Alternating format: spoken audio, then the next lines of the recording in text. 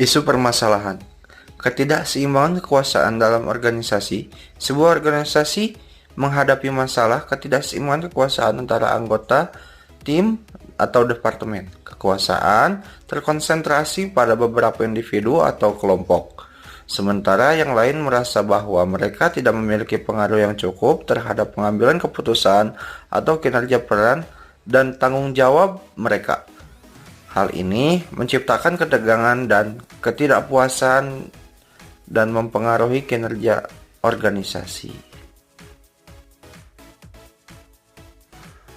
Teori struktur klasik mengacu pada perspektif teoritis yang berfokus pada struktural sosial sebagai faktor penting dalam perilaku individu dan sosial. Ini menekankan pentingnya aturan, norma, nilai, dan hierarki dalam menjaga keseimbangan sosial. Salah satu contoh teori struktural klasik yang paling terkenal adalah teori fungsionalisme struktural yang dikembangkan oleh Emil Durkheim. Emil Durkheim berpendapat bahwa struktur sosial terdiri dari lembaga-lembaga sosial yang saling berhubungan dan berperan dalam menjaga stabilitas sosial. Menurut Durkheim, institusi seperti keluarga, sekolah, dan agama memainkan peran khusus dalam menjaga kohesi sosial dan mengatur perilaku individu. Teori struktural klasik lainnya adalah teori konflik yang dikembangkan oleh Karl Marx. Marx berpendapat bahwa struktur sosial yang sangat ditentukan oleh konflik antara kelas sosial yang berbeda. Dia menggambarkan masyarakat sebagai perjuangan antara kelas pekerja dan dieksploitasi oleh kelas kapitalis yang menguasai sumber daya ekonomi. Menurut Marx, perubahan sosial terjadi melalui konflik dan perjuangan antara kelas-kelas tersebut. Contoh lain dari struktural klasik adalah teori pilihan rasional. Dalam sosiologi, teori ini berfokus pada bagaimana individu membuat keputusan rasional berdasarkan manfaat dan biaya yang dirasakan. Teori ini beranggapan bahwa individu bertindak untuk memaksimalkan kepentingan pribadinya dalam konteks struktur sosial yang ada. Teori struktural klasik mencakup berbagai perspektif dan pendekatan, tetapi semuanya menekankan peran struktur sosial dalam membentuk dan mempengaruhi individu dan masyarakat.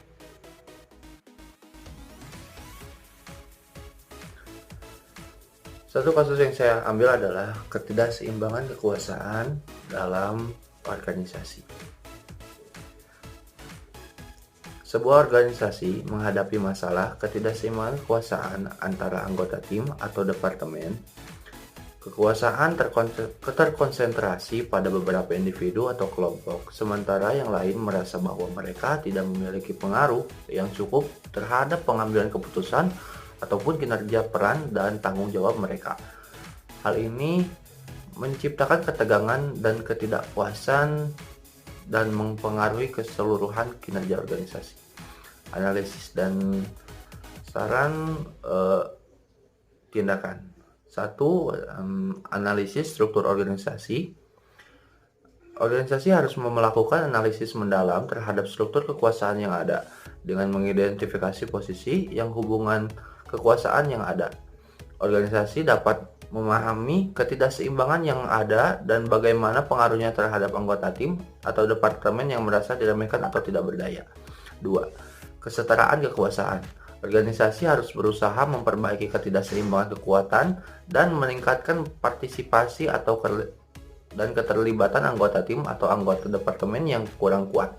Hal ini dapat dicapai dengan memperjelas peran dan tanggung jawab wewenang individu dalam pengambilan keputusan dan memberikan kesempatan untuk memberikan masukan ke dalam proses pengambilan keputusan. 3. Distribusi sumber daya yang adil. Dari sudut pandang organisasi, penting untuk memastikan distribusi sumber daya yang adil dan antara anggota tim atau departemen. Ini termasuk alokasi waktu, anggaran fasilitas, atau peluang pengembangan yang adil. Dengan cara ini, organisasi dapat mempromosikan rasa keadilan dan mengurangi ketidakpuasan akibat ketidakseimbangan sumber daya. Yang 4. Komunikasi dan kerjasama. Penting untuk meningkatkan komunikasi dan kolaborasi antara anggota tim atau departemen.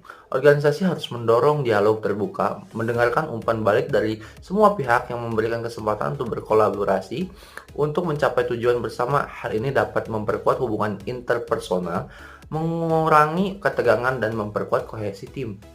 Yang kelima, pelatihan dan pengembangan kepemimpinan. Organisasi harus memberikan pelatihan dan pengembangan kepemimpinan bagi individu yang memiliki peran dan tanggung jawab yang penting dalam struktur kekuasaan ini.